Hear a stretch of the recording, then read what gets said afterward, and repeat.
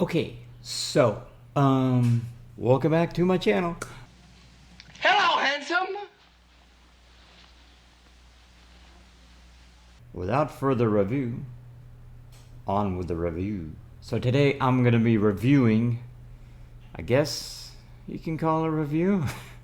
Maybe it's more like a rant, because I hated this movie.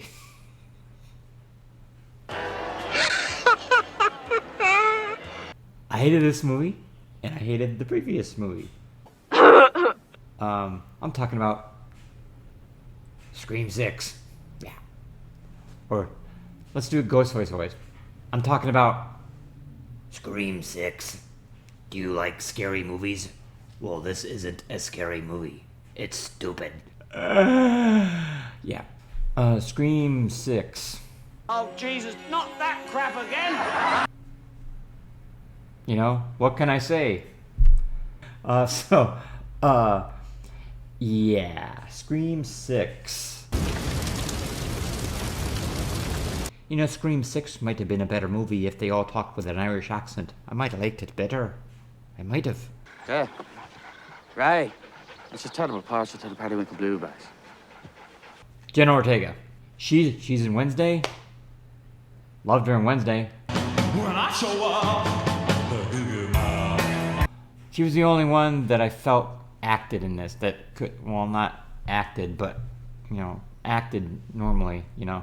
She did fairly well. I mean, she attempted to show some emotion in some scenes. But yeah, her sister, the one who plays her sister. Don't get me started. Oh my gosh. What's her name? Melissa Barrera? Her sister's name is Sam. Melissa Barrera can't act. I think you should know this. You're a horrible actress.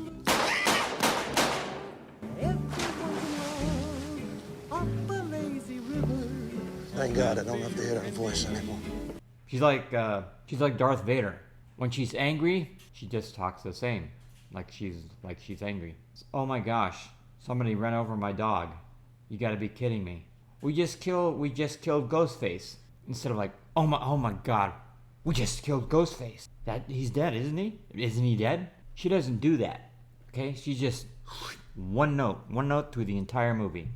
Of course, I'm a Terminator. Oh my god. She's exhausting. It's exhausting watching her on screen. It's exhausting. I felt tired. I wanted to sleep.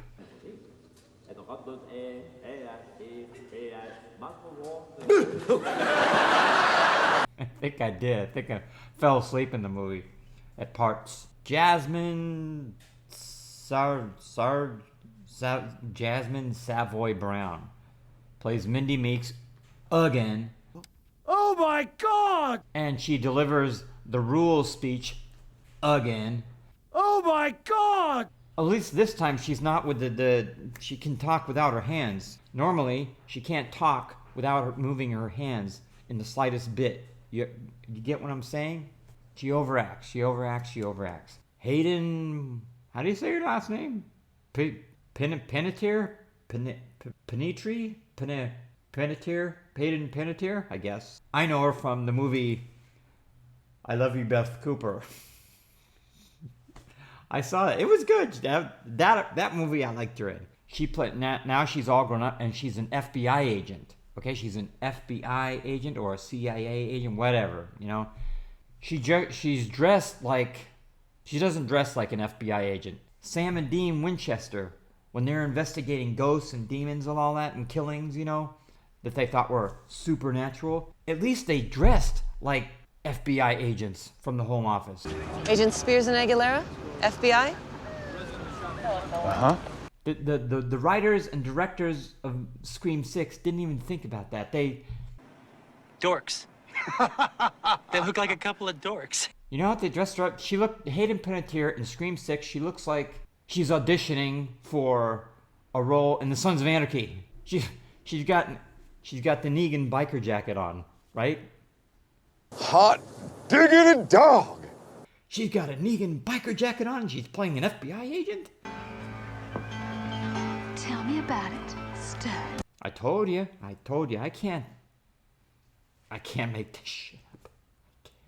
the plot's predictable. You know, I predicted who the killer was. Who here are the murderers? I see. The movies nowadays, we got sequels, we got reboots, we got remakes, we got like movies that are based on like TV shows where they don't even have to think about new characters. There's no thinking going on in Hollywood, you know, like they used to have, like, you know, where they just adapt a book. What a crazy idea, huh?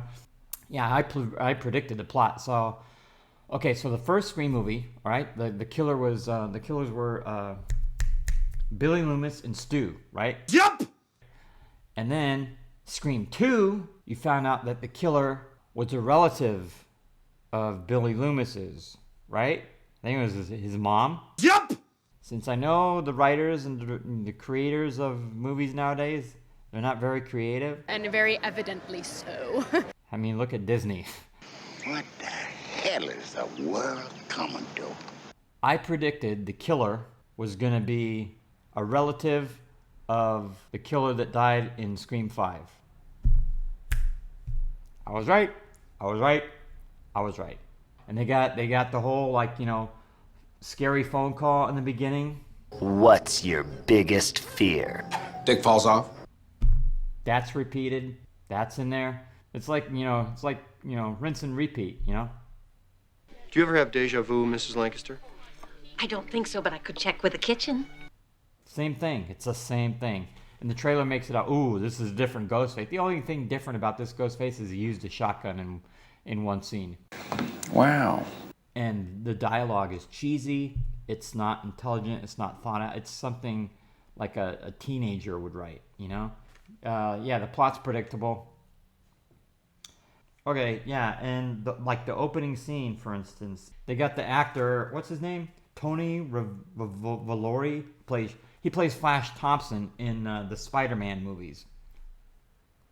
They got him to play like a fake Ghostface impersonator, because the real Ghostface ends up killing him for taking his credit or something. I don't know. Anyways, in the opening scene, he's dressed up as Ghostface. He kills somebody in the beginning, and then he goes home and you see him take off his mask. He reveals who he is. And then he's talking on the phone. The real Ghostface calls him, and he's talking on the phone, on his cell phone, and you know, he's doing the Ghostface voice. Why did you kill that person? You know, that kind of thing. And when he thinks he's talking to his buddy, and apparently he has a buddy that's also going around killing people for fun. They're just too casual about it. It's like telling him, you know, they went out to dinner and saw a movie. You know, like, hey Jack, I went out last night. I just got back from the movies. I just saw Jurassic World Dominion. It was a great movie. Hey Jack, I just went out and I killed this chick. I slit her throat and everything. It was pretty cool, man. Real serial killers don't talk like that. They don't act like that. They're usually pretty stiff. That took me out of the movie. It was dumb. It was just dumb. Real serial killers don't talk like you. Watch, you know, go on YouTube, watch real serial killer interviews. They don't act like that. You're wearing lavender and peach blossom perfume. No, sir. I think that's the Glade plug-in you're smelling. Cuba Gooding Jr.'s son, Mason Gooding. There's no way that you could come from my loins. Same as he was in Scream 5. I'm just thankful he didn't refer to his muscles as Hobbs and Shaw. What was that, John Wayne? Oh, what do you have to go and do that for? No. Dylan, I hope I get it right. I hope this is his name. I hope I'm not confusing him with another McDermott. That's right, it's time for... All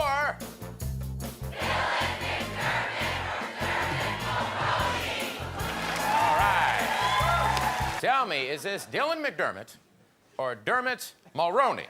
I want to say Dylan McDermott. If I'm wrong, I apologize. I don't want to look it up. Correct answer was Dermot Mulroney.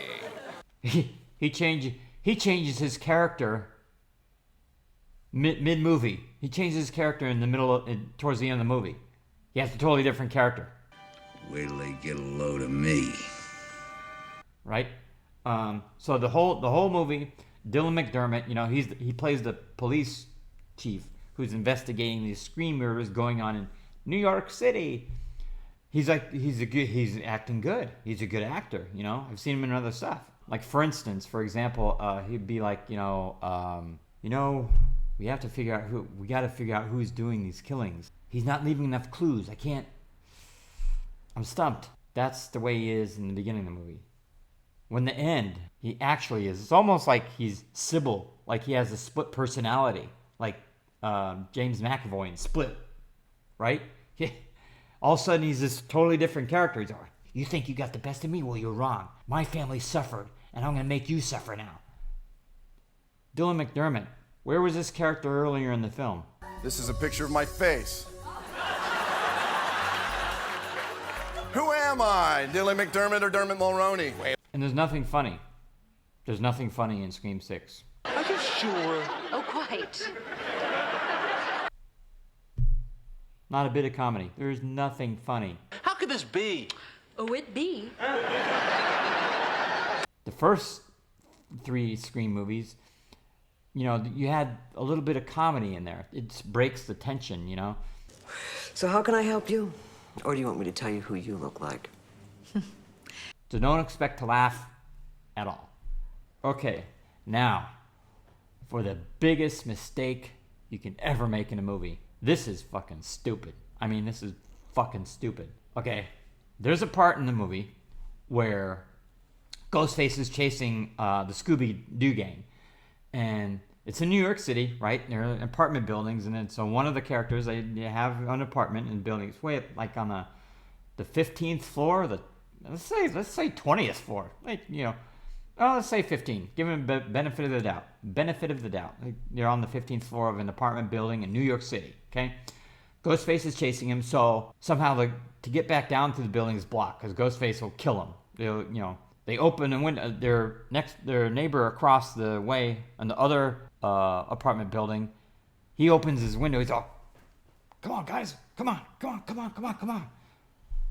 How are you going to get from one apartment building to the other? It's too far. You can't jump, right?" Here's what they do. They get like a 15-foot extension ladder, and they extend it between the buildings, like from window to window, and they crawl across it, right? I'm thinking, I'm watching, okay. Now I'm like, wait a second. Why does this person who lives in an apartment building on the 15th floor have a 15-foot extension ladder in their apartment? And the truth shall set you free! Are you kidding me? Why would anybody who lives on the 15th or 20th floor in an apartment building have a ladder in their apartment? What are they gonna, if you have to reach something in your apartment, just have like a small step ladder maybe. You're not gonna have an extension ladder to like fix a light bulb. Houses have those when the owners have to climb up on the roof to get something off the roof or to like hang Christmas lights. Nobody who lives in an apartment building in New York City or way up there is going to have an extension ladder in their apartment. Jordan fades back, swoosh, and that's the game! Nothing further, Your Honor.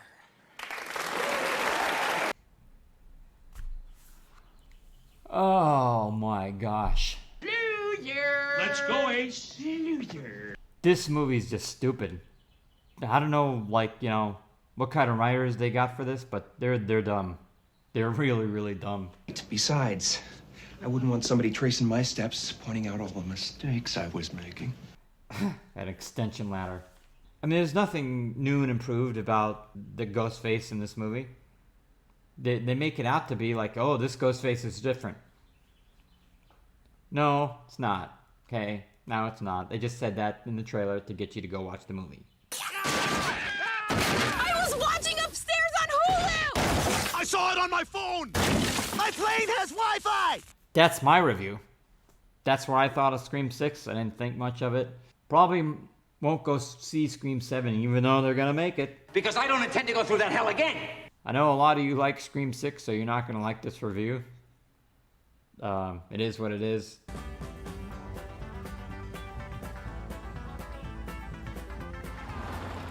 I just never thought it was unintelligent, and it is. I just proved it. Yeah, FBI agents don't dress like Sons of Anarchy, and people that live in New York City apartment buildings don't have 15-foot extension ladders in their apartments. Alrighty then. Anyways, yeah, so like, comment down below. Who's this? As a reminder, the answer for the last round was Dermot Mulroney. This is the other guy. Subscribe to my channel. Share my video with others. Time's up. That's a picture of Dylan McDermott. Yeah, until next time, keep rocking.